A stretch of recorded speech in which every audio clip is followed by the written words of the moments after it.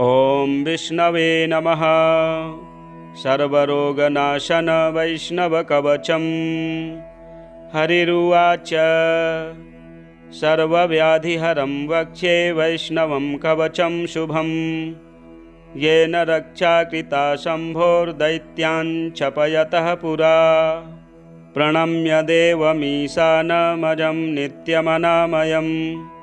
देवं सर्वेश्वरं विष्णुं सर्वव्यापिनमव्ययम्। बध्नाम्यहं प्रतिसरं नमस्कृत्य जनार्दनम्। अमोघाप्रतिमं सर्वं सर्वदुःखनिवारणम्। विष्णुर्मामग्रतः पातु कृष्णो रक्षतु पृष्ठतः। हरिर्मे रक्षतु शिरो हृदयं च जनार्दनः। मनो मम ऋषिकेशो जिह्वां रक्षतु केशवः। प्राप्तु नेत्रे वासुदेवः श्रोत्रे शङ्कर्षणो विभुः। प्रद्युम्नः पातु मे घ्राणमनिरुद्धस्तु चर्म च। वनमालीगलस्यान्तं श्रीवत्सो रक्षतामधः। पार्श्वं रक्षतु मे चक्रं वामं दैत्यनिवारणम्। दक्षिणं तु गदा देवी सर्वासुरनिवारिणी। उदरं मुसलं पातु पृष्ठं मे पातु लाङ्गलम्। ऊर्ध्वं रक्षतु मे शारङ्गं जङ्घे रक्षतु नन्दकः। पार्ष्णी रक्षतु शङ्खश्च पद्मं मे चरणावुभौ। सर्वकार्यार्थसिद्ध्यर्थं पातु मां गरुडः सदा। वराहो रक्षतु जले विषमेषु च वामनः।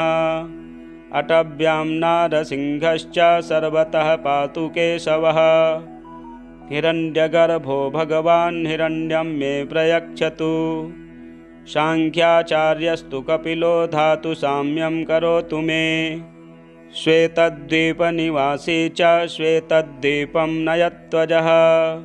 सर्वान् सूदयतां शत्रून्मधुकैटभमर्दनः। सदा कर्षतु विष्णुश्च किल्बिषं मम विग्रहात्। हंसो मत्स्यस्तथा कूर्मः पातु मां सर्वतो दिशम्।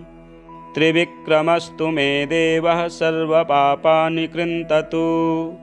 तथा नारायणो देवो बुद्धिं पालयतां मम। शेषो मे निर्मलं ज्ञानं करोत्वज्ञाननाशनम्। वड्वामुखो नाशयतां कल्मषं यत्कृतं मया। पद्भ्यां ददातु परमं सुखं मूर्ध्नि मम प्रभुः। दत्तात्रेयः प्रकुरुतां सपुत्रपशुबान्धवम्। सर्वान्नरीन्नाशयतु रामः परशुना मम। रक्षोघ्नस्तु दशरथिः पातु नित्यं महाभुजः। शत्रून् हलेन मे हन्याद्रमो यादवनन्दनः। प्रलम्बकेशि चाणूरपूतना कंसनाशनः। कृष्णस्य यो बालभावः स मे कामान् प्रयच्छतु। अन्धकारतमो घोरं पुरुषं कृष्णपिङ्गलम्। पश्यामि भयसन्त्रस्तः पाशहस्तमिवान्तकम्। ततोऽहं पुण्डरीकाक्षमच्युतं शरणं गतः। धन्योऽहं निर्भयो नित्यं यस्य मे भगवान् हरिः।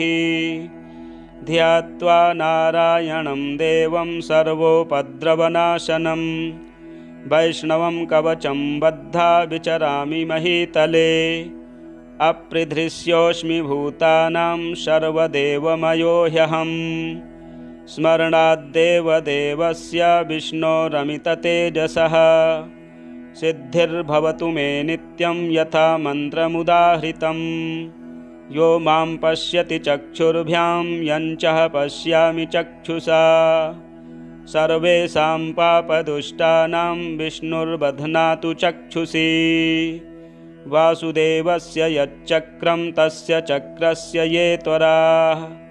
ते हि छिन्दन्तु पापान् मे मम हिंसन्तु हिंसकान्। राक्षसेषु पिशाचेषु कान्तारेषु वटवीषु च। विवादे राजमार्गेषु दूतेषु कलहेषु च। नदीसन्तारणे घोरे सम्प्राप्ते प्राणसंशये अग्निचौरनिपातेषु सर्वग्रहनिवारणे विद्युत्सर्पविषोद्वेगे रोगे वैविघ्नसङ्कटे जप्यमेतज्जपेन्नित्यं शरीरे भयमागते अयं भगवतो मन्त्रो मन्त्राणां परमो महान् विख्यातं कवचं गुह्यं सर्वपापप्रणाशनं स्वमायाकृतिनिर्माणं कल्पान्तगहनं महत् ॐ अनाद्यन्तजगद्बीजपद्मनाभ नमोऽस्तु ते ॐ कालाय स्वाहा ॐ कालपुरुषाय स्वाहा ॐ कृष्णाय स्वाहा ॐ कृष्णरूपाय स्वाहा ॐ चण्डाय स्वाहा ॐ चण्डरूपाय स्वाहा ॐ प्रचण्डाय स्वाहा ॐ प्रचण्डरूपाय स्वाहा ॐ सर्वाय स्वाहा ॐ सर्वरूपाय स्वाहा ॐ नमो भुवनेशाय त्रिलोकधात्रे इह विटि शिविटि स्वाहा ॐ नमः अयोखेतये ये ये संज्ञापय दैत्य दानव यक्ष राक्षस भूत पिशाच कूष्माण्डान्ता पस्मार कच्छर्दन दुर्धराणामेकाहिक द्व्याहिक त्र्याहिक चातुर्थिक मौहूर्तिक दिनज्वर रात्रिज्वर संध्याज्वर सर्वज्वरादीनां लूताकीटकण्टकपूतना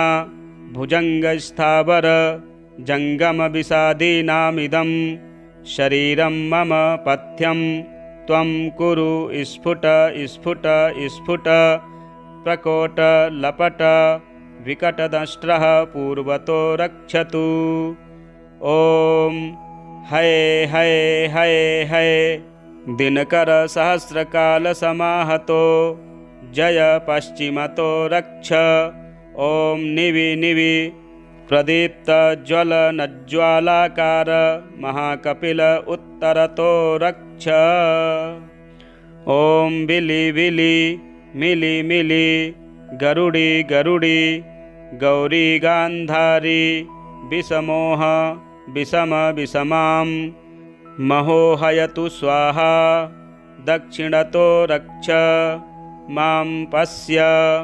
सर्वभूतभयोपद्रवेभ्यो रक्ष रक्ष जय जय विजयते न हीयते रिपुत्रासाहङ्कृत वाद्यतो भय हृदय वो भयो भयं दिशतुच्युतः तदुदरमखिलं विशन्तु युगपरिवर्त सहस्रसङ्ख्येयोस्तमलमिव प्रविशन्ति रश्मयः वासुदेव सङ्कर्षण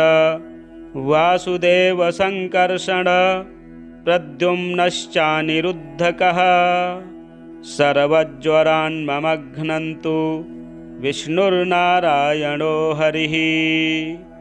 श्रीविष्णुपञ्जरस्तोत्रम् श्रीगणेशाय नमः। विनियोगः ॐ अस्य श्रीविष्णुपञ्जर स्तोत्रमन्त्रस्य नारद ऋषिः अनुष्टुप् छन्दः। श्रीविष्णुः परमात्मा देवता अहं बीजं सोऽहं शक्तिः। ॐ ह्रीं कीलकं मम सर्वदेहरक्षणार्थं जपे विनियोगः। नारद ऋषये नमः मुखे श्रीविष्णुपरमात्मदेवतायै नमः हृदये अहं बीजं गुह्ये सोऽहं शक्तिः पादयोः। ॐ ह्रीं कीलकं पादाग्रे ॐ ह्रां ह्रीं ह्रूं ह्रैं ह्रौं ह्रः इति मन्त्रः। ॐ ह्रां अङ्गुष्ठाभ्यां नमः। ॐ ह्रीं तर्जनीभ्यां नमः। ॐ ह्रूं मध्यमाभ्यां नमः। ॐ ह्रैं अनामिकाभ्यां नमः। ॐ ह्रौं कनिष्ठिकाभ्यां नमः। ॐ ह्रः करतलकरपृष्ठाभ्यां नमः इति करन्यासः। अथ हृदयादिन्यासः। ॐ ह्रां हृदयाय नमः। ॐ ह्रीं शिरसे स्वाहा। ॐ ह्रूं शिखायै वसट्। ॐ ह्रैं कवचाय हुं। ॐ ह्रौं नेत्रत्रयाय वौषट्। ॐ ह्रः अस्त्राय फट्। ॐ इति अङ्गन्यासः। अहं बीजप्राणायामं मन्त्रत्रयेण कुर्यात्। अथ ध्यानम्। परं परस्मात् प्रकृतेरनादिम् एकं निविष्टं बहुधा गुहायां सर्वालयं सर्वचराचरस्थं नमामि विष्णुं जगदेकनाथम्। ॐ विष्णुपञ्जरकं दिव्यं सर्वदुष्टनिवारणम् उग्रतेजो महावीर्यं सर्वशत्रुनिकृन्तनम् त्रिपुरं दहमानस्य हरस्य ब्रह्मणोदितं तदहं सम्प्रवक्ष्यामि आत्मरक्षाकरं नृणां। पादौ रक्षतु गोविन्दो जङ्घे चैव त्रिविक्रमः। ऊरू मे केशवः पातु कटिं चैव जनार्दनः। नाभिं चैवाच्युतः पातु गुह्यं चैव तु वामनः। उदरं पद्मनाभश्च पृष्ठं चैव तु माधवः। वामपार्श्वं तथा विष्णुर्दक्षिणं मधुसूदनः। बाहू वै वासुदेवश्च हृदि दामोदरस्तथा। कण्ठं रक्षतु वाराहः कृष्णश्च मुखमण्डलम्। माधवः कर्णमूले तु हृषीकेशश्च नासिके। नेत्रे नारायणो रक्षेल्ललाटं गरुडध्वजः। कपोलौ केशवो रक्षेद्वैकुण्ठः सर्वतो दिशम्। श्रीवत्साङ्कश्च सर्वेषाम् अङ्गानां रक्षको भवेत्। पूर्वस्यां पुण्डरीकाक्ष आग्नेयां श्रीधरस्तथा। दक्षिणे नारसिंहश्च नैऋत्यां माधवोऽवतु। पुरुषोत्तमो मे वारुण्यां वायव्यां च जनार्दनः। गदाधरस्तु कौबेर्यामीशान्यां पातु केशवः। आकाशे च गदा पातु पाताले च सुदर्शनम्। सन्नद्धः सर्वगात्रेषु प्रविष्टो विष्णुपञ्जरः। विष्णुपञ्जरविष्टोऽहं विचरामि महीतले। राजद्वारे पथे घोरे सङ्ग्रामे शत्रुसङ्कटे। नदीषु चारणे चैव चोरव्याघ्रभयेषु च। डाकिनी प्रेतभूतेषु भयं तस्य न जायते। रक्ष रक्ष महादेव रक्ष रक्ष जनेश्वर। रक्षन्तु देवताः सर्वा ब्रह्मविष्णुमहेश्वराः। जले रक्षतु वाराहः स्थले रक्षतु वामनः। अटव्यां नारसिंहश्च सर्वतः पातु केशवः। दिवा रक्षतु मां सूर्यो रात्रौ रक्षतु चन्द्रमाः। पन्थानां दुर्गमं रक्षेत् सर्वमेव जनार्दनः। रोगविघ्नः तश्चैव ब्रह्मः गुरुतल्पगः। स्त्रीहन्ता बालघाती च सुरापो वृषलीपतिः। मुच्यते सर्वपापेभ्यो यः पठेन्नात्र संशयः। अपुत्रो लभते पुत्रं धनार्थी लभते धनम्। विद्यार्थी लभते विद्यां मोक्षार्थी लभते गतिम्। आपदो हरते नित्यं विष्णुस्तोत्रार्थसम्पदा। यस्त्विदं पठते स्तोत्रं विष्णुपञ्जरमुत्तमम्। मुच्यते सर्वपापेभ्यो विष्णुलोकं स गच्छति। गोसहस्रफलं तस्य वाजपेयशतस्य च। अश्वमेधसहस्रस्य फलं प्राप्नोति मानवः। सर्वकामं लभेदस्य पठनान्नात्र संशयः। जलेह विष्णुः स्थले विष्णुर्विष्णुः पर्वतमस्तके। ज्वालामालाकुले विष्णुः सर्वं विष्णुमयं जगत्। ज्वालामालाकुले विष्णुः सर्वं विष्णुमयं जगत्। श्रीहरिमङ्गलकवचम्। श्रीशाण्डिल्य उवाच।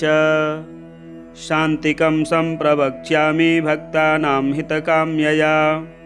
येन प्रयुज्यमानेन सर्वा भीतिर्निवर्तते। समुद्भूतो यदा ब्रह्मा सृष्टवेदमयजद्धरिं स्वाहायै पश्यतस्तस्य हेतोर्यातो यदृच्छया।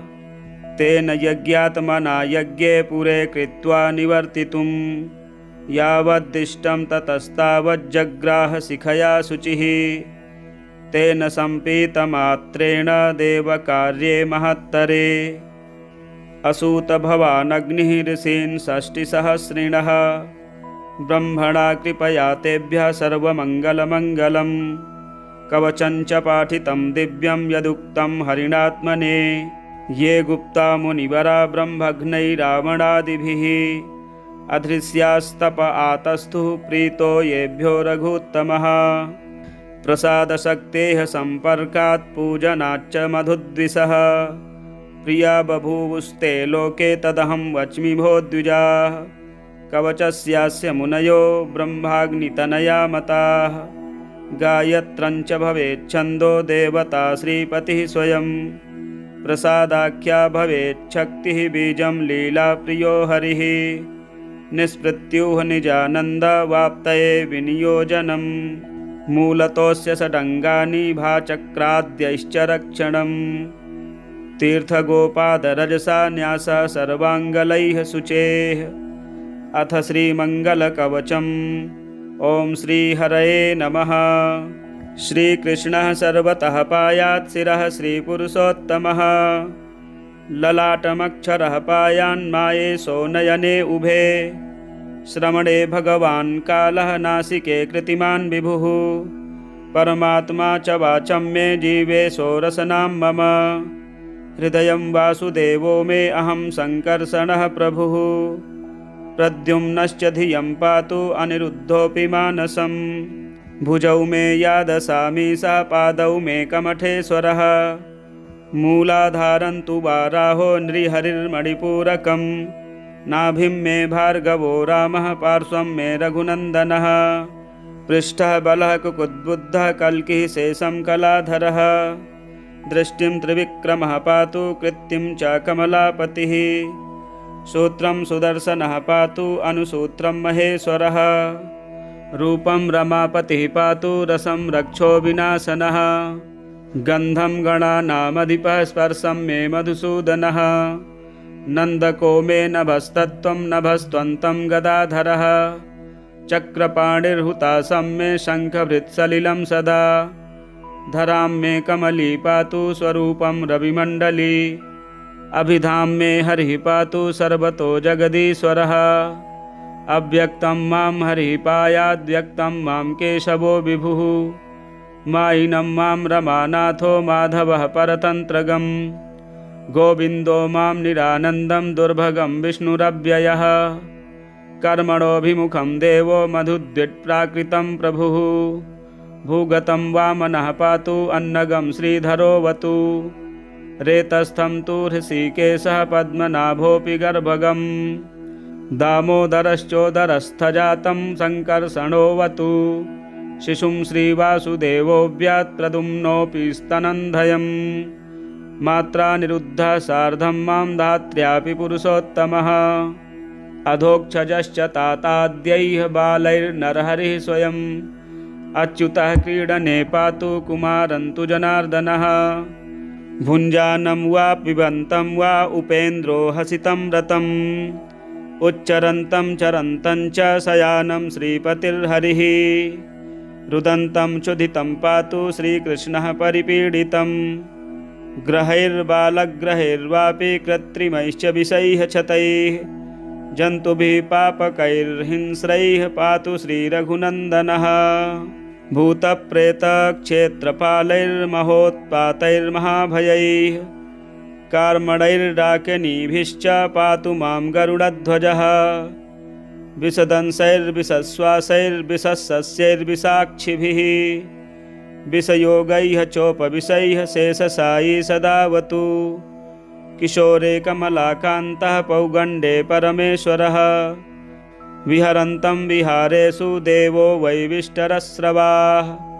संसकारे यज्ञभुक् पातु श्रौतस्मार्तकृतौ हरिः वार्तायां व्यवहारे च श्रीनाथश्च पराश्रयः सेवायां परवासे च सदा लाभे सदा व्यये गृहकृत्येषु सर्वेषु पातु मां जगदीश्वरः गृहे पातु सदा रामः बहिः पातु बलाधिकः सन्धौ सभासु मार्गेषु वैकुण्ठः पातु भूतले क्रीडन्तं भार्ययैकान्ते रुक्मिणीशो सदावतु लालयन्तमपत्यानि पातु द्वारावती पतिः पचन्तं गृहकृत्येषु हसन्तं सखिभिः पुनः व्रजन्तं दुर्गभागेषु तिष्ठन्तं दुर्जनैरपि शारङ्गधन्वा हरिः पातु विवदन्तं परैः क्वचित् विद्यावादे मन्त्रवादे विवाते कलहे परैः क्रियासु पौरुषे युद्धे पातु चाणूरदर्पः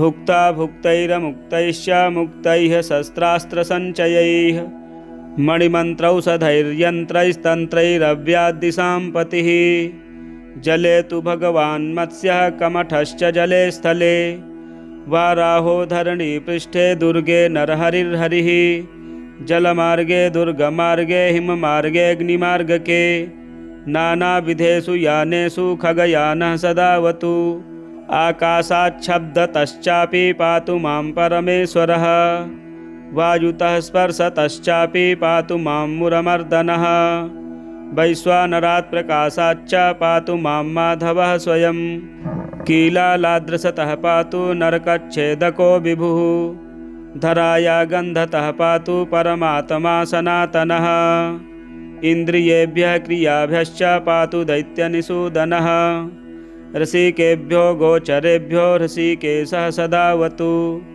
देवताभ्यः प्रकाशेभ्योऽप्यन्तःकरणतः प्रभुः आत्मनः परतश्चापि देवः पातु स्वभूः सदा देशतः कालतश्चापि निजेक्षातोऽप्यदृष्टतः सर्वतोऽपि हरिपायादुक्तानुक्तस्वरूपतः श्रीकृष्णायेति मामूर्ध्वं गोविन्दायेति मध्यतः गोपीजनवल्लभाय नमः स्वाहेत्यधोवतु क्लीं कृष्णाय नमश्चाग्रे ग्लौं कृष्णायेति पृष्ठतः श्रीकृष्णायेत्यूर्ध्वतो मां कृष्णायेत्यधः स्थलात् श्रीमन्मुकुन्दचरणं शरणं मे सदा भवेत् तेन सर्वात्मकी शुद्धिरक्षा भवतु सर्वतः अहं हरेर्मम हरिः हरये सर्वमर्पितं तेन मामनुगृह्णातु यशोदानन्दनन्दनः हरिदासान् प्रपन्नं मां प्रपन्नं हरिभावुकान् श्रीमदार्यान् प्रपन्नं मां पातु श्रीगोकुलेश्वरः श्रीमद्गुणानां श्रवणे श्रद्धया सक्तमानसं श्रवणमेव तु श्रोत्रे मनस्तत्त्वं च पातु मे कीर्तनं वह्निना वाच्यं स्मरणं हृदयं धिया सेवनं स्थूलगात्रं मे अर्चनं च तनुं तनूं वन्दनं दैवतकुलं दास्ये जीवं पुनातु मे सख्यं मे भजनानन्दं स्वानन्दं चार्पणं ददेत् प्रेमस्फूर्तिं सदा मां सा करोतु भगवन्मयं येन केनाप्युपायेन अनुगृह्णातु मां हरिः ददातु भजनानन्दं भक्तिं मह्यं ददातु सः दर्शनं निजलीलायाः कृपया कारयत्वथ माथुरं मण्डलं पातु पातु दिव्यं व्रजस्थलं गोकुलं गिरिराट् पातु वृन्दारण्यं च रक्षतु श्रीराधिका स्वात्मरूपा नित्यसिद्धा व्रजेश्वरी अनुगृह्णातु गृह्णातु दासीवर्गे क्वचिच्च मां श्रीमच्चन्द्रावली दिव्यनिगमागमसंस्तुता नियोजयतु मां कार्ये दासीवर्गे समाश्रितं ललिता ललिता मान्या मुनीन्द्रैर्भक्तवत्सला पुनातु मां निजप्रेस्य निचये संश्रितं हिता कालिन्दिनी महाभागा भक्तवृन्दैर्नमस्कृता सेवाधिकारसम्पत्तिं देहि देहि हरिप्रिये यज्ञपत्न्यो हरेः पत्न्यो गोकुलस्थाश्च गोपिकाः सर्वास्ताः सर्वदा मह्यं प्रसीदन्तु हरिप्रियाः श्रीयशोदा हरेर्माता मिहिरः श्रीहरेः पिता बलभद्रो हरेर्भ्राता सुभद्रा श्रीहरेः स्वसा गोपाला गोपिका गावो व्रजबाला व्रजद्रुमा ये केचिद् व्रजलीलास्थास्ते सर्वे कृपयन्तु मे अविद्यां पूतना हन्ता हन्याद् बालग्रहानपि बकारिर्मम पाषण्डं नागरिर्मम कल्मषम् श्रीमद्गोवर्धनधरो देवेभ्योऽपि स रक्षतु असुरेभ्यश्च कंसारिर्मुरारिः पातु सर्वतः रागेभ्यो निजभोगेभ्यः पीडाभ्योऽप्यतिपीडनात् दावानलाद्धरः पातु सुदर्शनविमोचकः परतश्चापि दक्षिणोत्तरतस्तथा ऊर्ध्वतश्चाप्यधस्ताच्च पातु ब्रह्मविमोहनः अङ्गानि सुन्दरः श्यामः प्रत्यङ्गानि मनोहरः मनसा वचसा चापि पातु चिरहरः प्रभुः कालतः कृतितो दैवात् पापेभ्योऽप्यतिपीडितं भक्तापराधतः क्षीणं पातु मां खरसूदनः इन्द्रियाणां च वैकल्याद् वपुषो जरयापि च मृत्युनापि वैग्रस्तं मां पातु गोकुलपालकः धनधान्यसमृद्धिर्मे वृद्धिर्वा पुत्रपौत्रिकी सम्पत्तिः शस्त्रशास्त्रेभ्यो जायतां भवदाश्रयात् नान्यत् किमपि वाञ्छामि नान्यत् किमपि संश्रये तथा मां कुरु कल्याण इति ध्याये महाप्रभो इति श्रीमङ्गलं नाम कवचं फलश्रुतिः कमलापतिः कुमारेभ्यो जगौ पूर्वं विरञ्चिकमलोद्भवः नानेन सदृशं किञ्चिद् वैष्णवानां हिताय वै सर्वरक्षाकरं विप्राः भक्ते सम्पत्तिदायकम् एतद्धारणतो ब्रह्मा सृष्टिं चक्रे हरिप्रियां रजसापि न सम्बद्धो भक्तानां प्रवरो बभौ गोष्ठे सहस्रमभ्यस्य श्रीगोपालस्य सन्निधौ हुत्वा मधुभिः सिद्धपालसैर्जायते ध्रुवं कार्तिके तु पठेन्नित्यं वृन्दारण्ये विशेषतः यद्वाञ्छति कल्याणं तत्तद्भक्तेः प्रयच्छति वेदनासु च घोरासु रोगे मृत्युभयेषु च तुलसीमूलमृल्लिप्तः पठेदस्माद्विमुच्यते नित्यं पठन् भक्तिमान् स्यात् कामी कामानवाप्नुयात् किं विप्रबहुनोक्तेन श्रद्धया सर्वमश्नुते किं विप्रबहुनोक्तेन श्रद्धया सर्वमश्नुते। श्रीशाण्डिल्यसंहितायां पंचमे भक्तिखण्डे सप्तदशोऽध्यायः। श्रीहरिमंगलस्तोत्रम संपूर्णम। इसी प्रकार के वीडियो देखने के लिए चैनल को सब्सक्राइब करें, वीडियो शेयर करें, लाइक करें। मिलते हैं अगले वीडियो में। जय श्री हरि। ओम विष्णवे नमः। सर्वरोगनाशन वैष्णवकवचम्। हरिरुवाच सर्वव्याधिहरं वक्ष्ये वैष्णवं कवचं शुभम्। येन रक्षा कृता शम्भोर्दैत्यान् क्षपयतः पुरा। प्रणम्य देवमीशानमजं नित्यमनामयं देवं सर्वेश्वरं विष्णुं सर्वव्यापिनमव्ययम्। बध्नाम्यहं प्रतिसरं नमस्कृत्य जनार्दनम्। अमोघाप्रतिमं सर्वं सर्वदुःखनिवारणम्। विष्णुर्मामग्रतः पातु कृष्णो रक्षतु पृष्ठतः। हरिर्मे रक्षतु शिरो हृदयं च जनार्दनः। मनो मम ऋषिकेशो जिह्वां रक्षतु केशवः। प्राप्तु नेत्रे वासुदेवः श्रोत्रे शङ्कर्षणो विभुः। प्रद्युम्नः पातु मे घ्राणमनिरुद्धस्तु चर्म च। वनमालीगलस्यान्तं श्रीवत्सो रक्षतामधः। पार्श्वं रक्षतु मे चक्रं वामं दैत्यनिवारणम्। दक्षिणं तु गदा देवी सर्वासुरनिवारिणी। उदरं मुसलं पातु पृष्ठं मे पातु लाङ्गलम्। ऊर्ध्वं रक्षतु मे शारङ्गं जङ्घे रक्षतु नन्दकः। पार्ष्णी रक्षतु शङ्खश्च पद्मं मे चरणावुभौ। सर्वकार्यार्थसिद्ध्यर्थं पातु मां गरुडः सदा।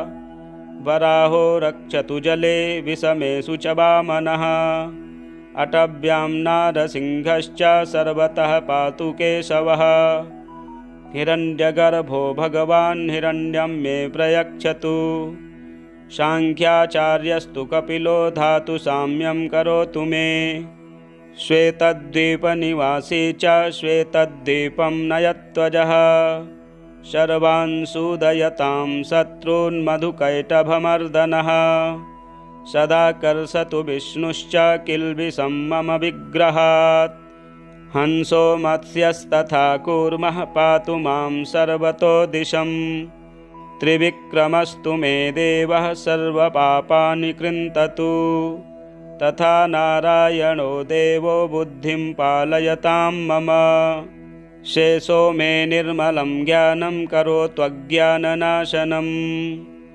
वड्वामुखो नाशयतां कल्मषं यत्कृतं मया पद्भ्यां ददातु परमं सुखं मूर्ध्नि मम प्रभुः दत्तात्रेयः प्रकुरुतां सपुत्रपशुबान्धवम् सर्वान्नरीन् नाशयतु रामः परशुना मम रक्षोघ्नस्तु दशरथिः पातु नित्यं महाभुजः शत्रून् हलेन मे हन्याद्रमो यादवनन्दनः प्रलम्बकेशि चाणूरपूतना कंसनाशनः कृष्णस्य यो बालभावः स मे कामान् प्रयच्छतु अन्धकारतमो घोरं पुरुषं कृष्णपिङ्गलं पश्यामि भयसन्त्रस्तः पाशहस्तमिवान्तकम् ततोऽहं पुण्डरीकाक्षमच्युतं शरणं गतः धन्योऽहं निर्भयो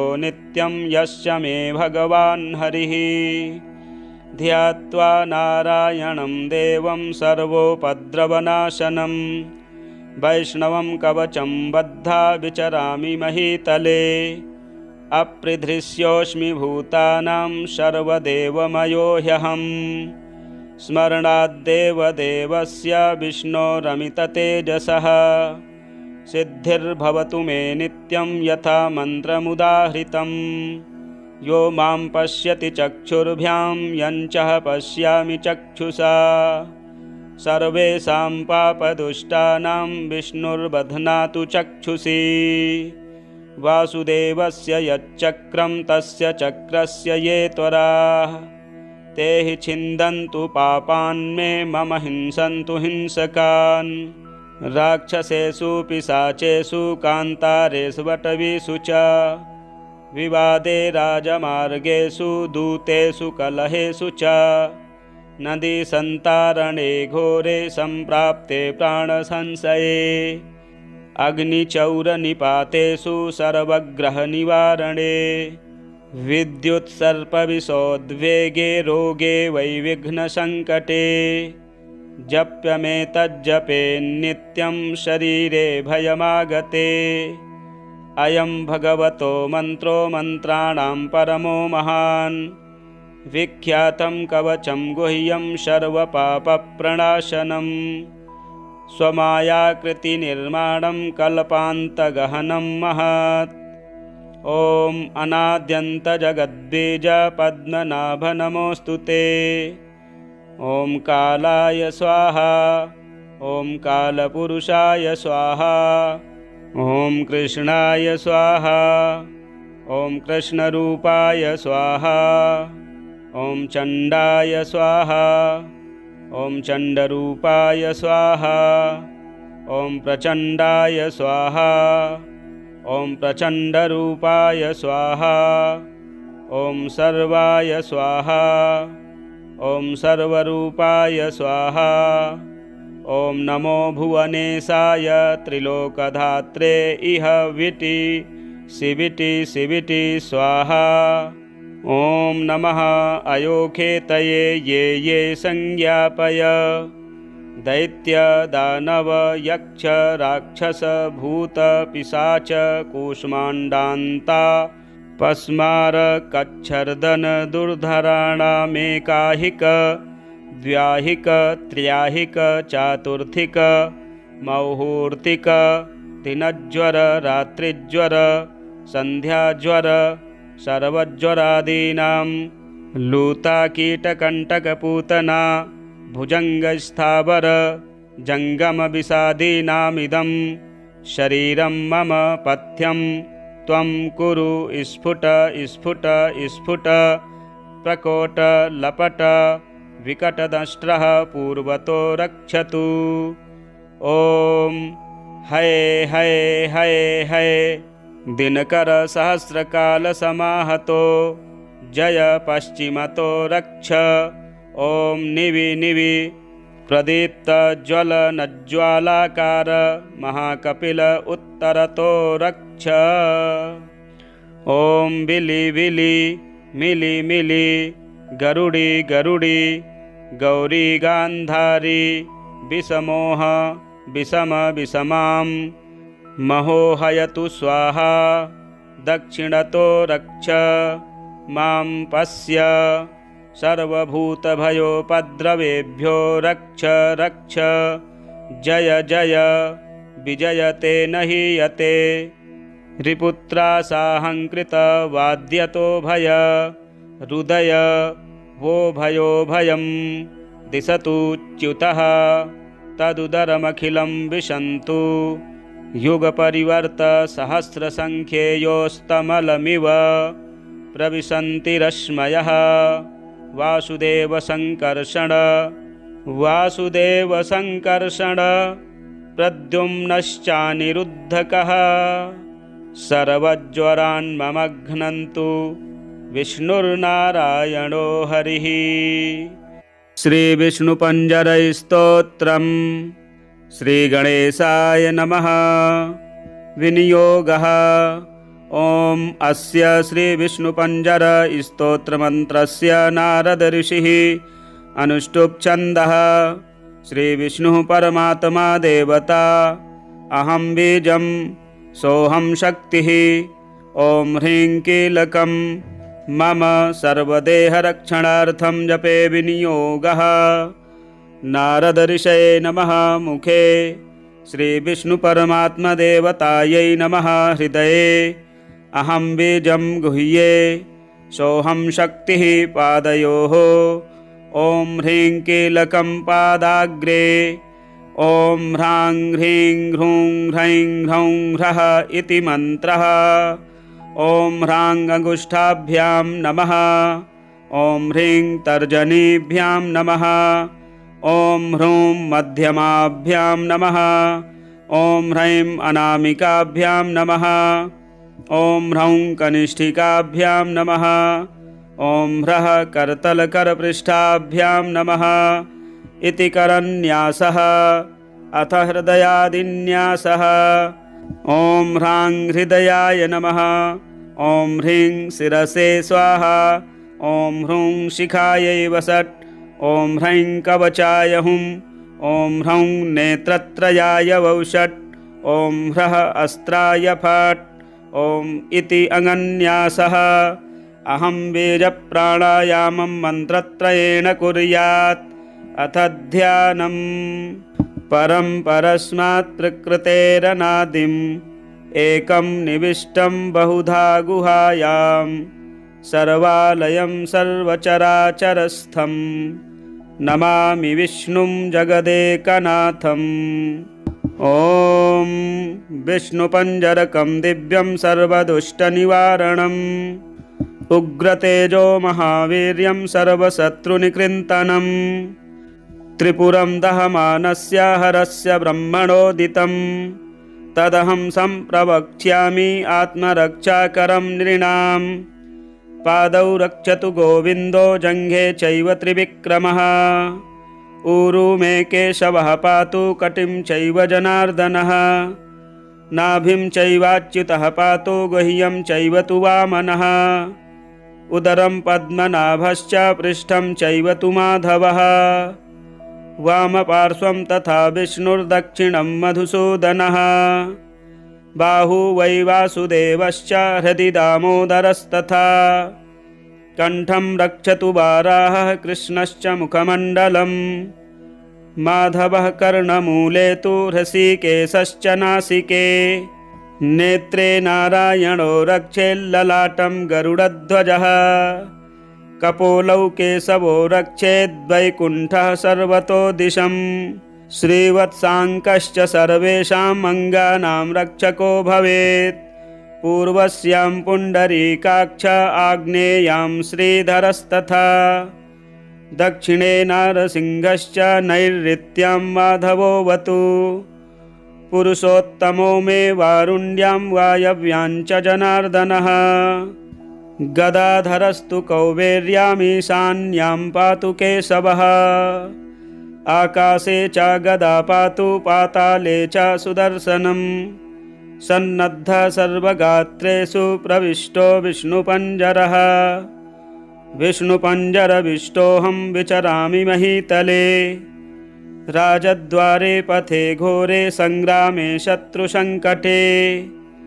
नदीषु चारणे चैव चोरव्याघ्रभयेषु च डाकिनी प्रेतभूतेषु भयं तस्य न जायते रक्ष रक्ष महादेव रक्ष रक्ष जनेश्वर रक्षन्तु देवताः सर्वा ब्रह्मविष्णुमहेश्वराः जले रक्षतु वाराहः स्थले रक्षतु वामनः अटव्यां नारसिंहश्च सर्वतः पातु केशवः दिवा रक्षतु मां सूर्यो रात्रौ रक्षतु चन्द्रमाः पन्थानां दुर्गमं रक्षेत् सर्वमेव जनार्दनः रोगविघ्नहतश्चैव ब्रह्मः गुरुतल्पगः स्त्रीहन्ता बालघाती च सुरापो वृषलीपतिः मुच्यते सर्वपापेभ्यो यः पठेन्नात्र संशयः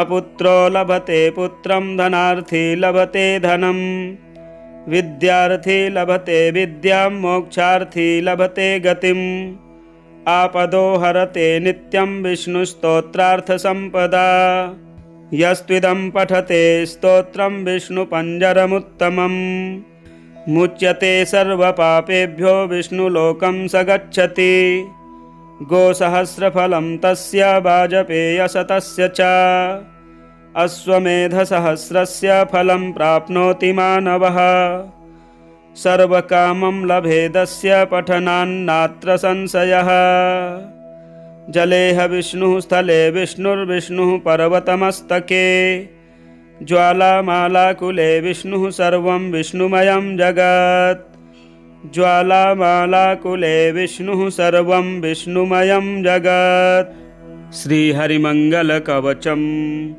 श्रीशाण्डिल्य उवाच शान्तिकं सम्प्रवक्ष्यामि भक्तानां हितकाम्यया येन प्रयुज्यमानेन सर्वा भीतिर्निवर्तते समुद्भूतो यदा ब्रह्मा सृष्टवेदमयजद्धरिं स्वाहायै पश्यतस्तस्य हेतोर्यातो यदृच्छया तेन यज्ञात्मना यज्ञे पुरे कृत्वा निवर्तितुं यावद्दिष्टं ततस्तावज्जग्राह शिखया शुचिः तेन सम्पीतमात्रेण देवकार्ये महत्तरे असूतभवानग्निः ऋषीन् षष्टिसहस्रिणः ब्रह्मणा कृपया तेभ्यः सर्वमङ्गलमङ्गलम् कवचं च पाठितं दिव्यं यदुक्तं हरिणात्मने ये गुप्ता मुनिवरा ब्रह्मघ्नैरावणादिभिः अधृष्यास्तप आतस्थुः प्रीतो येभ्यो रघुत्तमः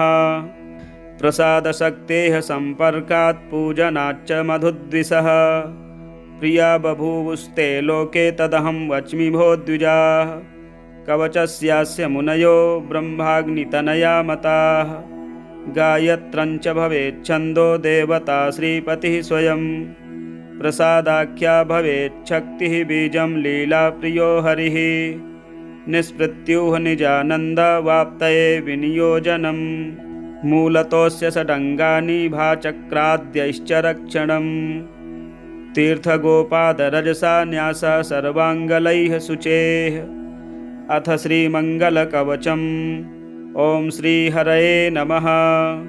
श्रीकृष्णः सर्वतः पायात् शिरः श्रीपुरुषोत्तमः ललाटमक्षरः पायान्मायेशो नयने उभे श्रवणे भगवान् कालः नासिके कृतिमान् विभुः परमात्मा च वाचं मे जीवेशो रसनां मम हृदयं वासुदेवो मे अहं सङ्कर्षणः प्रभुः प्रद्युम्नश्च धियं पातु अनिरुद्धोऽपि मानसं भुजौ मे यादसामि सः पादौ मे कमठेश्वरः मूलाधारं तु वाराहो नृहरिर्मणिपूरकं नाभिं मे भार्गवो रामः पार्श्वं मे रघुनन्दनः पृष्ठः बलः कुकुद्बुद्धः कल्किः शेषं कलाधरः दृष्टिं त्रिविक्रमः पातु कृत्तिं च कमलापतिः सूत्रं सुदर्शनः पातु अनुसूत्रं महेश्वरः रूपं रमापतिः पातु रसं रक्षो विनाशनः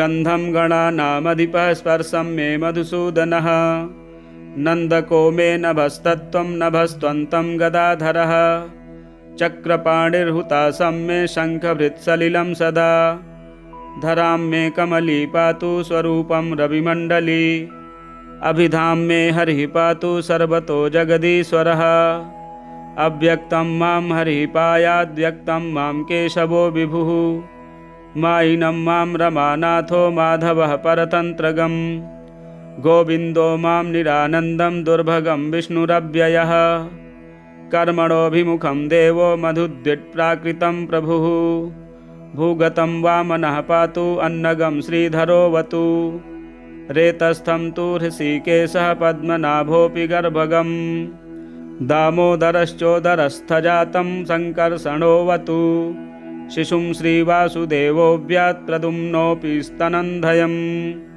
मात्रानिरुद्धः सार्धं मां धात्र्यापि पुरुषोत्तमः अधोक्षजश्च ताताद्यैः बालैर्नरहरिः स्वयम् अच्युतः क्रीडने पातु कुमारं तु जनार्दनः भुञ्जानं वा पिबन्तं वा उपेन्द्रो हसितं रतम् उच्चरन्तं चरन्तं च शयानं श्रीपतिर्हरिः रुदन्तं क्षुधितं पातु श्रीकृष्णः परिपीडितं ग्रहैर्बालग्रहैर्वापि कृत्रिमैश्च विषैः क्षतैः जन्तुभिः पापकैर्हिंस्रैः पातु श्रीरघुनन्दनः भूतप्रेतक्षेत्रपालैर्महोत्पातैर्महाभयैः कार्मणैर्डाकिनीभिश्च पातु मां गरुडध्वजः विषदंशैर्विषश्वासैर्विषसस्यैर्विषाक्षिभिः विषयोगैः चोपविषैः शेषशायी सदावतु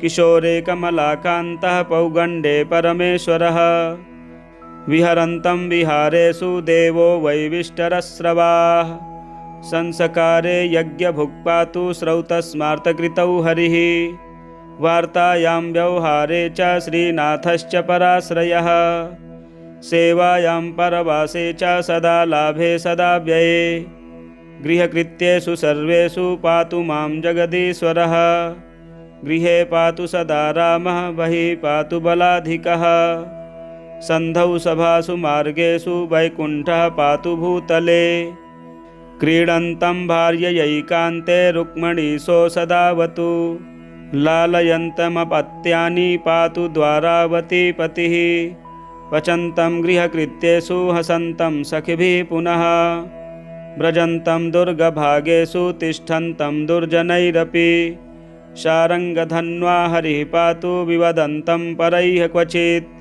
विद्यावादे मन्त्रवादे विवाते कलहे परैः क्रियासु पौरुषे युद्धे पातु चाणूरदर्पः भुक्ता भुक्तैरमुक्तैश्च मुक्तैः शस्त्रास्त्रसञ्चयैः मणिमन्त्रौषधैर्यन्त्रैस्तन्त्रैरव्याद्दिशां पतिः जले तु भगवान् मत्स्यः कमठश्च जले स्थले वाराहो धरणीपृष्ठे दुर्गे नरहरिर्हरिः जलमार्गे दुर्गमार्गे हिममार्गे अग्निमार्गके नानाविधेषु यानेषु खगयानः सदावतु आकाशाच्छब्दतश्चापि पातु मां परमेश्वरः वायुतः स्पर्शतश्चापि पातु मां मुरमर्दनः वैश्वानरात् प्रकाशाच्च पातु मां माधवः स्वयं कीलालाद्रसतः पातु नरकच्छेदको विभुः धराया गन्धतः पातु परमात्मा सनातनः इन्द्रियेभ्यः क्रियाभ्यश्च पातु दैत्यनिषूदनः।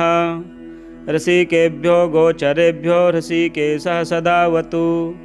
देवताभ्यः प्रकाशेभ्योऽप्यन्तःकरणतः प्रभुः। आत्मनः परतश्चापि देवः पातु स्वभूः सदा।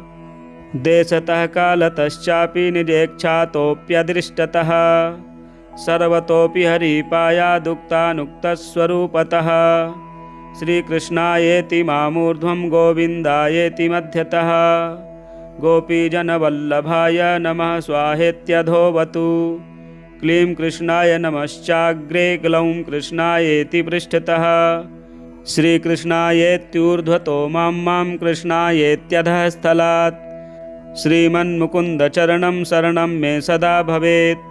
तेन सर्वात्मकी शुद्धिरक्षा भवतु सर्वतः। अहं हरेर्मम हरिः हरये सर्वमर्पितं। तेन मामनुगृह्णातु यशोदानन्दनन्दनः। हरिदासान् प्रपन्नं मां प्रपन्नं हरिभावुकान्। श्रीमदार्यान् प्रपन्नं मां पातु श्रीगोकुलेश्वरः। श्रीमद्गुणानां श्रवणे श्रद्धया सक्तमानसं। श्रवणमेव तु श्रोत्रे मनस्तत्त्वं च पातु मे। कीर्तनं वह्निना वाच्यं स्मरणं हृदयं धिया। सेवनं स्थूलगात्रं मे अर्चनं च तनुं तनूं। वन्दनं दैवतकुलं दास्ये जीवं पुनातु मे। सख्यं मे भजनानन्दं स्वानन्दं चार्पणं ददेत्। प्रेमस्फूर्तिं सदा मां सा करोतु भगवन्मयं। येन केनाप्युपायेन अनुगृह्णातु मां हरिः। ददातु भजनानन्दं भक्तिं मह्यं ददातु सः। दर्शनं निजलीलायाः कृपया कारयत्वथ। माथुरं मण्डलं पातु पातु दिव्यं व्रजस्थलं। गोकुलं गिरिराट् पातु वृन्दारण्यं च रक्षतु। श्रीराधिका स्वात्मरूपा नित्यसिद्धा व्रजेश्वरी। अनुगृह्णातु गृह्णातु दासीवर्गे क्वचिच्च मां। श्रीमच्चन्द्रावली दिव्यनिगमागमसंस्तुता। नियोजयतु मां कार्ये दासीवर्गे समाश्रितं। ललिता ललिता मान्या मुनीन्द्रैर्भक्तवत्सला। पुनातु मां निजप्रेस्य निचये संश्रितं हिता। कालिन्दिनी महाभागा भक्तवृन्दैर्नमस्कृता। सेवाधिकारसम्पत्तिं देहि देहि हरिप्रिये। यज्ञपत्न्यो हरेः पत्न्यो गोकुलस्थाश्च गोपिकाः। सर्वास्ताः सर्वदा मह्यं प्रसीदन्तु हरिप्रियाः। श्रीयशोदा हरेर्माता मिहिरः श्रीहरेः पिता। बलभद्रो हरेर्भ्राता सुभद्रा श्रीहरेः स्वसा। गोपाला गोपिका गावो व्रजबाला व्रजद्रुमाः। ये केचिद् व्रजलीलास्थास्ते सर्वे कृपयन्तु मे। अविद्यां पूतना हन्ता हन्याद् बालगृहानपि। बकारिर्मम पाषण्डं नागरिर्मम कल्मषम्। श्रीमद्गोवर्धनधरो देवेभ्योऽपि स रक्षतु। असुरेभ्यश्च कंसारिर्मुरारिः पातु सर्वतः। रागेभ्यो निजभोगेभ्यः पीडाभ्योऽप्यतिपीडनात्। दावानलाद्धरः पातु सुदर्शनविमोचकः। परतश्चापि दक्षिणोत्तरतस्तथा। ऊर्ध्वतश्चाप्यधस्ताच्च पातु ब्रह्मविमोहनः। अङ्गानि सुन्दरः श्यामः प्रत्यङ्गानि मनोहरः। मनसा वचसा चापि पातु चिरहरः प्रभुः। कालतः कृतितो दैवात् पापेभ्योऽप्यतिपीडितं। भक्तापराधतः क्षीणं पातु मां खरसूदनः। इन्द्रियाणां च वैकल्याद् वपुषो जरयापि च। मृत्युनापि वैग्रस्तं मां पातु गोकुलपालकः। धनधान्यसमृद्धिर्मे वृद्धिर्वा पुत्रपौत्रिकी। सम्पत्तिः शस्त्रशास्त्रेभ्यो जायतां भवदाश्रयात्। नान्यत् किमपि वाञ्छामि नान्यत् किमपि संश्रये। तथा मां कुरु कल्याण इति ध्याये महाप्रभो। इति श्रीमङ्गलं नाम कवचं। फलश्रुतिः कमलापतिः कुमारेभ्यो जगौ पूर्वं। विरञ्चि कमलोद्भवः नानेन सदृशं किञ्चिद् वैष्णवानां हिताय वै। सर्वरक्षाकरं विप्राः भक्ते सम्पत्तिदायकम्। एतद्धारणतो ब्रह्मा सृष्टिं चक्रे हरिप्रियां रजसापि न सम्बद्धो भक्तानां प्रवरो बभौ गोष्ठे सहस्रमभ्यस्य श्रीगोपालस्य सन्निधौ हुत्वा मधुभिः सिद्धपालसैर्जायते ध्रुवं कार्तिके तु पठेन्नित्यं वृन्दारण्ये विशेषतः यद्वाञ्छति कल्याणं तत्तद्भक्तेः प्रयच्छति वेदनासु च घोरासु रोगे मृत्युभयेषु च तुलसीमूलमृल्लिप्तः पठेदस्माद् विमुच्यते नित्यं पठन् भक्तिमान् स्यात् कामी कामानवाप्नुयात् किं विप्रबहुनोक्तेन श्रद्धया सर्वमश्नुते किं विप्रबहुनोक्तेन श्रद्धया सर्वमश्नुते। श्री शाण्डिल्य संहितायां पंचमे भक्तिखंडे सप्तदशोऽध्यायः। श्री हरिमंगल स्तोत्रम संपूर्णम। इसी प्रकार के वीडियो देखने के लिए चैनल को सब्सक्राइब करें, वीडियो शेयर करें, लाइक करें। मिलते हैं अगले वीडियो में। जय श्री हरि। ओम विष्णवे नमः। सर्वरोगनाशन वैष्णवकवचम्। हरिरुवाच सर्वव्याधिहरं वक्ष्ये वैष्णवं कवचं शुभम् येन रक्षा कृता शम्भोर्दैत्यान् क्षपयतः पुरा।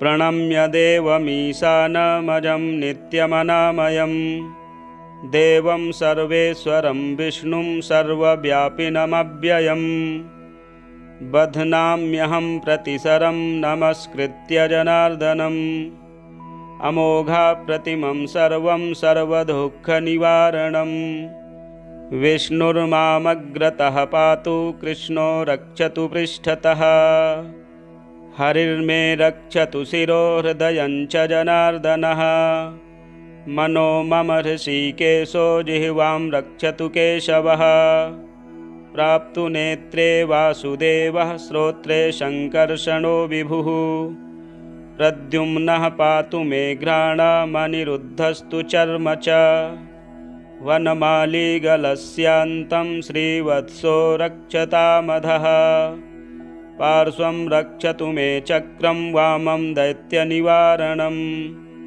दक्षिणं तु गदा देवी सर्वासुरनिवारिणी उदरं मुसलं पातु पृष्ठं मे पातु लाङ्गलम् ऊर्ध्वं रक्षतु मे शारङ्गं जङ्घे रक्षतु नन्दकः पार्ष्णी रक्षतु शङ्खश्च पद्मं मे चरणावुभौ सर्वकार्यार्थसिद्ध्यर्थं पातु मां गरुडः सदा वराहो रक्षतु जले विषमेषु च वामनः अटव्यां नारसिंहश्च सर्वतः पातु केशवः हिरण्यगर्भो भगवान् हिरण्यं मे प्रयच्छतु सांख्याचार्यस्तु कपिलो धातु साम्यं करोतु मे श्वेतद्वीपनिवासी च श्वेतद्वीपं नयत्वजः सर्वान् सूदयतां शत्रून्मधुकैटभमर्दनः सदा कर्षतु विष्णुश्च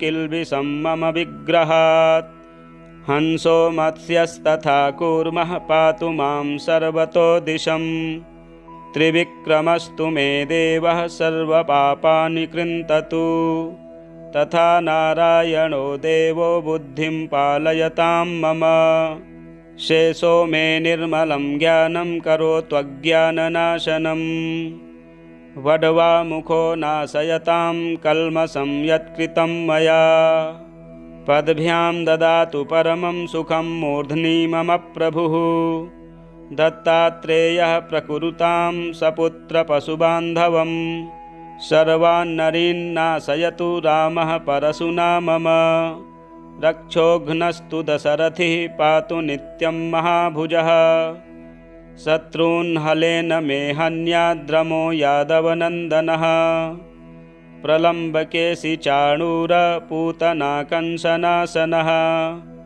कृष्णस्य यो बालभावः स मे कामान् प्रयच्छतु अन्धकारतमो घोरं पुरुषं कृष्णपिङ्गलं पश्यामि भयसन्त्रस्तः पाशहस्तमिवान्तकं ततोऽहं पुण्डरीकाक्षमच्युतं शरणं गतः धन्योऽहं निर्भयो नित्यं यस्य मे भगवान् हरिः।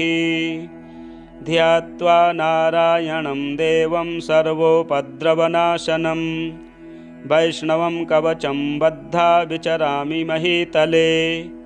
अप्रीदृश्योऽस्मि भूतानां सर्वदेवमयो ह्यहम्। स्मरणाद्देवदेवस्य विष्णोरमिततेजसः सिद्धिर्भवतु मे नित्यं यथा मन्त्रमुदाहृतम्। यो मां पश्यति चक्षुर्भ्यां यञ्चः पश्यामि चक्षुषा सर्वेषां पापदुष्टानां विष्णुर्बध्नातु चक्षुषी। वासुदेवस्य यच्चक्रं तस्य चक्रस्य ये त्वराः ते हि छिन्दन्तु पापान् मे मम हिंसन्तु हिंसकान्।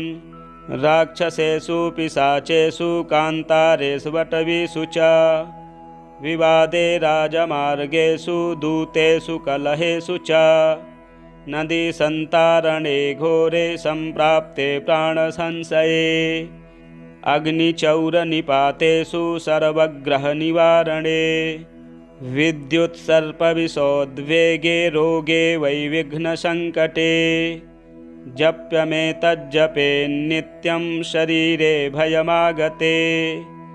अयं भगवतो मन्त्रो मन्त्राणां परमो महान् विख्यातं कवचं गुह्यं सर्वपापप्रणाशनं स्वमायाकृतिनिर्माणं कल्पान्तगहनं महत्।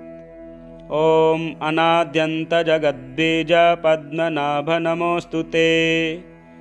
ॐ कालाय स्वाहा ॐ कालपुरुषाय स्वाहा ॐ कृष्णाय स्वाहा ॐ कृष्णरूपाय स्वाहा ॐ चण्डाय स्वाहा ॐ चण्डरूपाय स्वाहा ॐ प्रचण्डाय स्वाहा ॐ प्रचण्डरूपाय स्वाहा ॐ सर्वाय स्वाहा ॐ सर्वरूपाय स्वाहा ॐ नमो भुवनेशाय त्रिलोकधात्रे इह विटि शिविटि स्वाहा।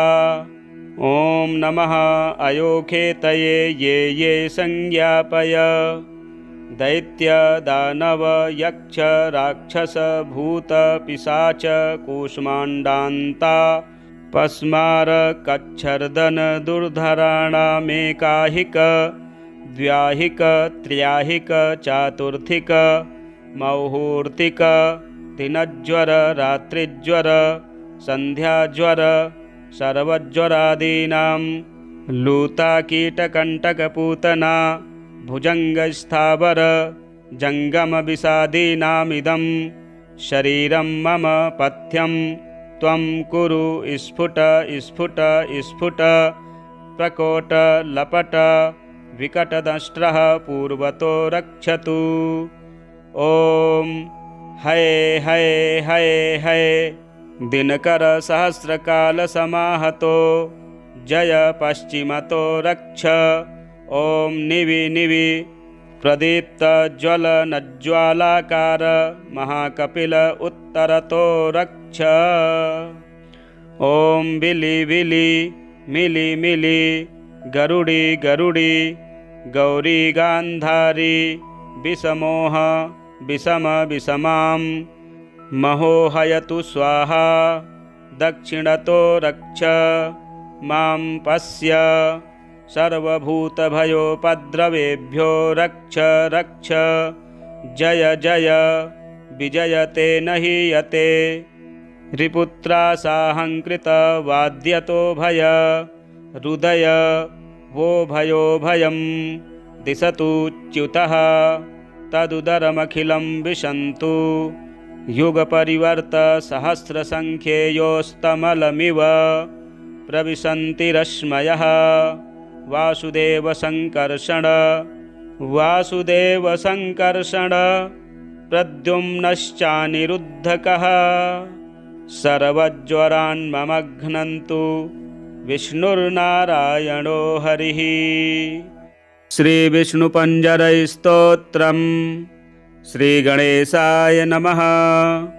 विनियोगः।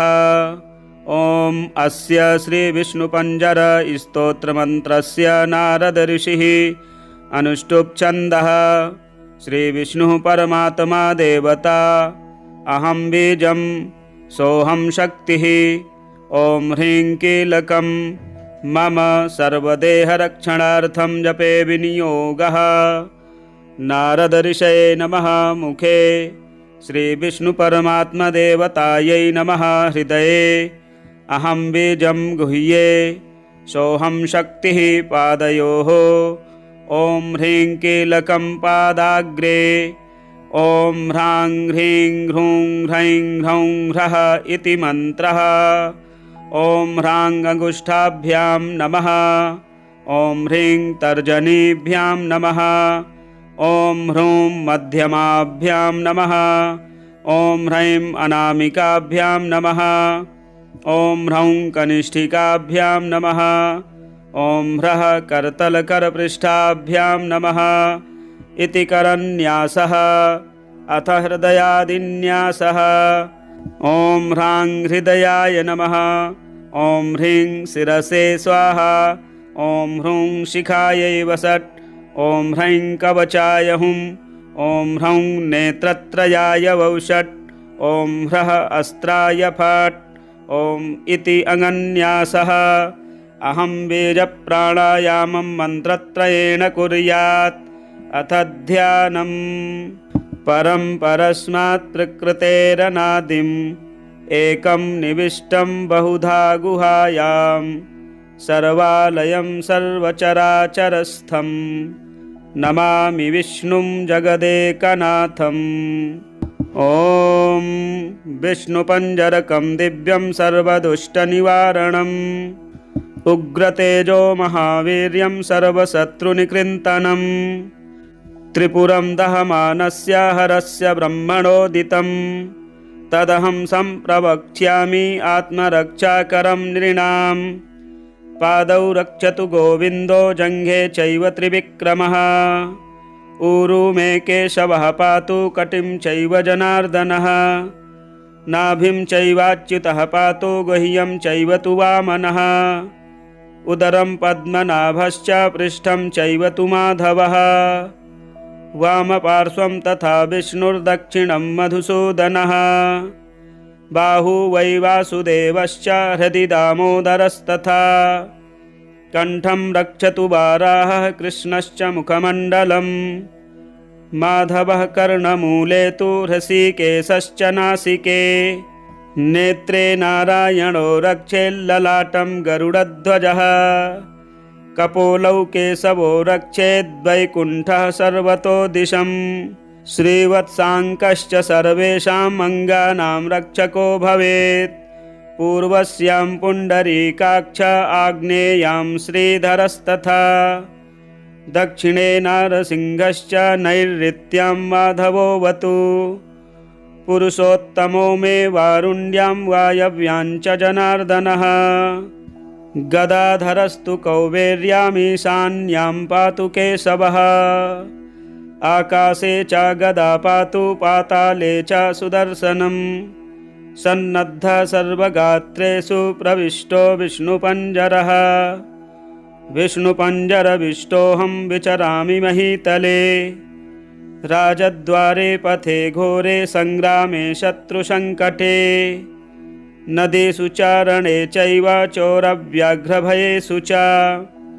डाकिनी प्रेतभूतेषु भयं तस्य न जायते। रक्ष रक्ष महादेव रक्ष रक्ष जनेश्वर। रक्षन्तु देवताः सर्वा ब्रह्म विष्णुमहेश्वराः। जले रक्षतु वाराहः स्थले रक्षतु वामनः। अटव्यां नारसिंहश्च सर्वतः पातु केशवः। दिवा रक्षतु मां सूर्यो रात्रौ रक्षतु चन्द्रमाः। पन्थानां दुर्गमं रक्षेत् सर्वमेव जनार्दनः। रोगविघ्नः तश्चैव ब्रह्मः गुरुतल्पगः। स्त्रीहन्ता बालघाती च सुरापो वृषलीपतिः। मुच्यते सर्वपापेभ्यो यः पठेन्नात्र संशयः। अपुत्रो लभते पुत्रं धनार्थी लभते धनं। विद्यार्थी लभते विद्यां मोक्षार्थी लभते गतिम्। आपदो हरते नित्यं विष्णुस्तोत्रार्थसम्पदा। यस्त्विदं पठते स्तोत्रं विष्णुपञ्जरमुत्तमम्। मुच्यते सर्वपापेभ्यो विष्णुलोकं स गच्छति। गोसहस्रफलं तस्य वाजपेयशतस्य च। अश्वमेधसहस्रस्य फलं प्राप्नोति मानवः। सर्वकामं लभेदस्य पठनान्नात्र संशयः। जलेह विष्णुः स्थले विष्णुर्विष्णुः पर्वतमस्तके। ज्वालामालाकुले विष्णुः सर्वं विष्णुमयं जगत्। ज्वालामालाकुले विष्णुः सर्वं विष्णुमयं जगत्। श्रीहरिमङ्गलकवचं श्रीशाण्डिल्य उवाच। शान्तिकं सम्प्रवक्ष्यामि भक्तानां हितकाम्यया। येन प्रयुज्यमानेन सर्वा भीतिर्निवर्तते। समुद्भूतो यदा ब्रह्मा सृष्टवेदमयजद्धरिं। स्वाहायै पश्यतस्तस्य हेतोर्यातो यदृक्षया। तेन यज्ञात्मना यज्ञे पुरे कृत्वा निवर्तितुं। यावद्दिष्टं ततस्तावज्जग्राह शिखया शुचिः। तेन सम्पीतमात्रेण देवकार्ये महत्तरे। असूत भवानग्निः ऋषीन् षष्टिसहस्रिणः। ब्रह्मणा कृपया तेभ्यः सर्वमङ्गलमङ्गलम्। कवचं च पाठितं दिव्यं यदुक्तं हरिणात्मने। ये गुप्ता मुनिवरा ब्रह्मघ्नैरावणादिभिः।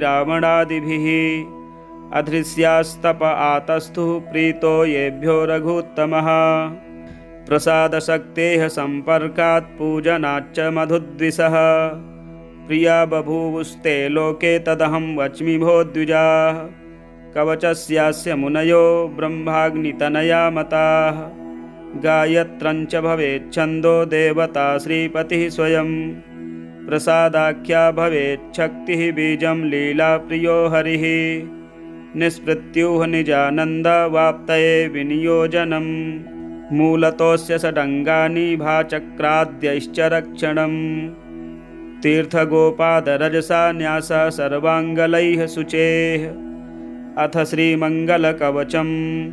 ॐ श्रीहरये नमः। श्रीकृष्णः सर्वतः पायात् शिरः श्रीपुरुषोत्तमः। ललाटमक्षरः पायान्मायेशो नयने उभे। श्रवणे भगवान् कालः नासिके कृतिमान् विभुः। परमात्मा च वाचं मे जीवेशो रसनां मम। हृदयं वासुदेवो मे अहं सङ्कर्षणः प्रभुः। प्रद्युम्नश्च धियं पातु अनिरुद्धोऽपि मानसम्। भुजौ मे यादसामि सा पादौ मे कमठेश्वरः। मूलाधारं तु वाराहो नृहरिर्मणिपूरकम्। नाभिं मे भार्गवो रामः पार्श्वं मे रघुनन्दनः। पृष्ठः बलः कुकुद्बुद्धः कल्किः शेषं कलाधरः। दृष्टिं त्रिविक्रमः पातु कृत्तिं च कमलापतिः। सूत्रं सुदर्शनः पातु अनुसूत्रं महेश्वरः। रूपं रमापतिः पातु रसं रक्षो विनाशनः। गन्धं गणानामधिपः स्पर्शं मे मधुसूदनः। नन्दको मे नभस्तत्त्वं नभस्त्वन्तं गदाधरः। चक्रपाणिर्हुताशं मे शङ्खभृत्सलिलं सदा। धरां मे कमली पातु स्वरूपं रविमण्डली। अभिधां मे हरिः पातु सर्वतो जगदीश्वरः। अव्यक्तं मां हरिः पायाद्व्यक्तं मां केशवो विभुः। मायिनं मां रमानाथो माधवः परतन्त्रगम्। गोविन्दो मां निरानन्दं दुर्भगं विष्णुरव्ययः। कर्मणोऽभिमुखं देवो मधुद्विट्प्राकृतं प्रभुः। भूगतं वामनः पातु अन्नगं श्रीधरोऽवतु। रेतस्थं तु हृषीकेशः पद्मनाभोऽपि गर्भगम्। दामोदरश्चोदरस्थजातं सङ्कर्षणोऽवतु। शिशुं श्रीवासुदेवोऽव्यात् प्रद्युम्नोऽपि स्तनन्धयम्।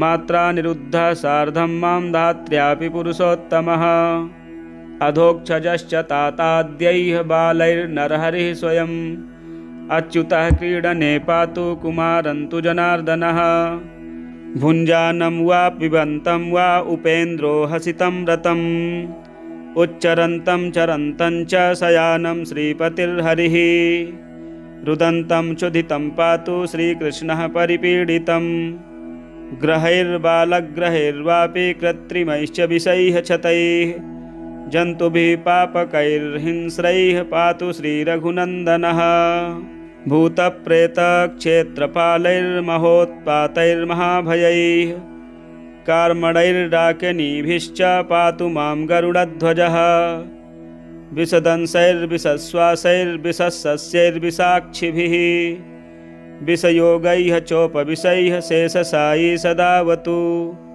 किशोरे कमलाकान्तः पौगण्डे परमेश्वरः विहरन्तं विहारेषु देवो वैविष्टरस्रवाः संसकारे यज्ञभुक् पातु श्रौतस्मार्तकृतौ हरिः वार्तायां व्यवहारे च श्रीनाथश्च पराश्रयः सेवायां परवासे च सदा लाभे सदा व्यये गृहकृत्येषु सर्वेषु पातु मां जगदीश्वरः गृहे पातु सदा रामः बहिः पातु बलाधिकः सन्धौ सभासु मार्गेषु वैकुण्ठः पातु भूतले क्रीडन्तं भार्ययैकान्ते रुक्मणीशो सदावतु लालयन्तमपत्यानि पातु द्वारावती पतिः पचन्तं गृहकृत्येषु हसन्तं सखिभिः पुनः व्रजन्तं दुर्गभागेषु तिष्ठन्तं दुर्जनैरपि शारङ्गधन्वा हरिः पातु विवदन्तं परैः क्वचित्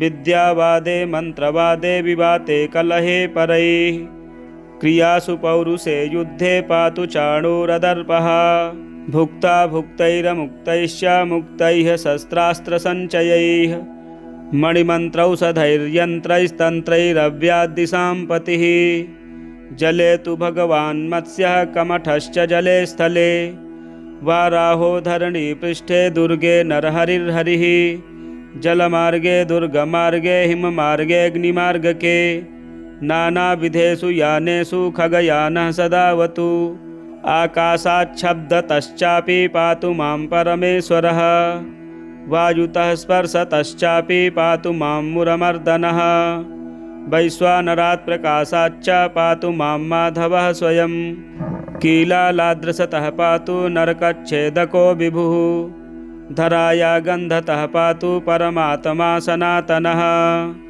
इन्द्रियेभ्यः क्रियाभ्यश्च पातु दैत्यनिषूदनः ऋषिकेभ्यो गोचरेभ्यो ऋषिकेशः सदावतु देवताभ्यः प्रकाशेभ्योऽप्यन्तःकरणतः प्रभुः आत्मनः परतश्चापि देवः पातु स्वभुः सदा देशतः कालतश्चापि निजेक्षातोऽप्यदृष्टतः सर्वतोऽपि हरिपायादुक्तानुक्तस्वरूपतः श्रीकृष्णायेति मामूर्ध्वं गोविन्दायेति मध्यतः गोपीजनवल्लभाय नमः स्वाहेत्यधोवतु क्लीं कृष्णाय नमश्चाग्रे ग्लौं कृष्णायेति पृष्ठतः श्रीकृष्णायेत्यूर्ध्वतो मां कृष्णायेत्यधः स्थलात् श्रीमन्मुकुन्दचरणं शरणं मे सदा भवेत् तेन सर्वात्मकी शुद्धिरक्षा भवतु सर्वतः अहं हरेर्मम हरिः हरये सर्वमर्पितं तेन मामनुगृह्णातु यशोदानन्दनन्दनः हरिदासान् प्रपन्नं मां प्रपन्नं हरिभावुकान् श्रीमदार्यान् प्रपन्नं मां पातु श्रीगोकुलेश्वरः श्रीमद्गुणानां श्रवणे श्रद्धया सक्तमानसं श्रवणं मेवतु श्रोत्रे मनस्तत्त्वं च पातु मे कीर्तनं मह्निना वाच्यं स्मरणं हृदयं धिया सेवनं स्थूलगात्रं मे अर्चनं च तनुं वन्दनं दैवतकुलं दास्ये जीवं पुनातु मे सख्यं मे भजनानन्दं स्वानन्दं चार्पणं ददेत् प्रेमस्फूर्तिं सदा मां सा करोतु भगवन्मयं येन केनाप्युपायेन अनुगृह्णातु मां हरिः ददातु भजनानन्दं भक्तिं मह्यं ददातु सः। दर्शनं निजलीलायाः कृपया कारयत्वथ। माथुरं मण्डलं पातु पातु दिव्यं व्रजस्थलं। गोकुलं गिरिराट् पातु वृन्दारण्यं च रक्षतु। श्रीराधिका स्वात्मरूपा नित्यसिद्धा व्रजेश्वरी। अनुगृह्णातु गृह्णातु दासी वर्गे क्वचिच्च मां।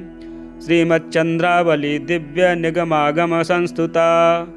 नियोजयतु मां कार्ये दासी वर्गे समाश्रितं। ललिता ललिता मान्या मुनीन्द्रैर्भक्तवत्सला। पुनातु मां निजप्रेष्या निचये संश्रितं हिता।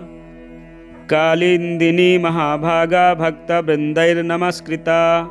सेवाधिकार संपत्तिं देहि देहि हरिप्रिये। यज्ञपत्न्यो हरेः पत्न्यो गोकुलस्थाश्च गोपिकाः।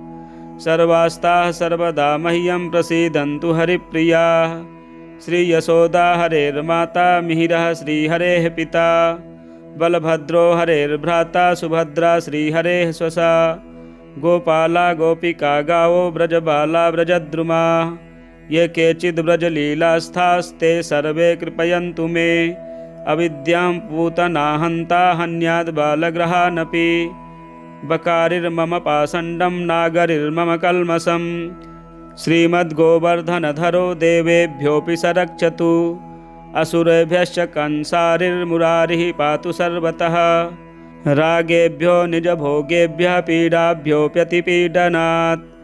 दावानलाधरः पातु सुदर्शनविमोचकः। परतश्चापि दक्षिणोत्तरतस्तथा।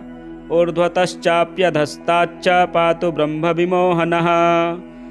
अङ्गानि सुन्दरः श्यामः प्रत्यङ्गानि मनोहरः। मनसा वचसा चापि पातु चिरहरः प्रभुः। कालतः कृतितो दैवात् पापेभ्योऽप्यतिपीडितं। भक्तापराधतः क्षीणं पातु मां खरसूदनः। इन्द्रियाणां च वैकल्याद् वपुषो जरयापि च। मृत्युनापि वैग्रस्तं मां पातु गोकुलपालकः। धनधान्यसमृद्धिर्मे वृद्धिर्वा पुत्रपौत्रिकी। सम्पत्तिः शस्त्रशास्त्रेभ्यो जायतां भवदाश्रयात्। नान्यत् किमपि वाञ्छामि नान्यत् किमपि संश्रये। तथा मां कुरु कल्याण इति ध्याये महाप्रभो। इति श्रीमङ्गलं नाम कवचं। फलश्रुतिः कमलापतिः कुमारेभ्यो जगौ पूर्वं। विरञ्चि कमलोद्भवः नानेन सदृशं किञ्चिद् वैष्णवानां हिताय वै। सर्वरक्षाकरं विप्राः भक्ते सम्पत्तिदायकम्। एतद्धारणतो ब्रह्मा सृष्टिं चक्रे हरिप्रियां। रजसापि न सम्बद्धो भक्तानां प्रवरो बभौ। गोष्ठे सहस्रमभ्यस्य श्रीगोपालस्य सन्निधौ। हुत्वा मधुभिः सिद्धपालसैर्जायते ध्रुवं। कार्तिके तु पठेन्नित्यं वृन्दारण्ये विशेषतः।